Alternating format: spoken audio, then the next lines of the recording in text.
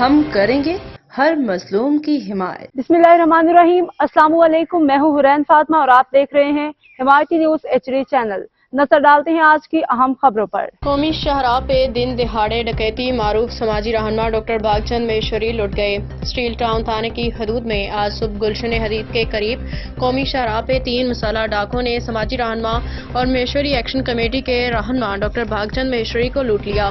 Doctor Bhagchand میشوری جو ماتلی شہر میں غریب بچوں کی اجتماعی شادیوں کی تقریب میں شرکت کے لیے جا رہے تھے کو راستے میں روک کے مسلح افراد نے CD-70 motor cycle, mobile phone اور نقدی چھین لیا۔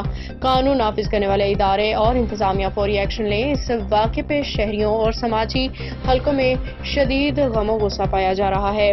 عوام نے SHO اسٹیل ٹاؤن متعلقہ قانون نافذ کرنے والے اداروں سے مطالبہ کیا ہے کہ وہ فوری طور پہ کارروائی کرتے ہوئے ڈاکوؤں کو گرفتار کریں اور لوٹا گیا سامان واپس دلوائیں۔ اگر دن دہاڑے ایک سماجی خدمتگار اور صحافی غیر محفوظ ہیں تو عام شہریوں کی سیکیورٹی کا کیا حال ہوگا؟ روزنامہ حمایتی نیوز کی ٹیم ڈاکٹر بھاگچند میشوری کے ساتھ ہے۔ روزنامہ حمایتی نیوز کی ٹیم اس واقعے کی شدید مذمت کرتی ہے اور ڈاکٹر بھاگچند میشوری کے ساتھ مکمل اظہار یکجہتی کرتی ہے۔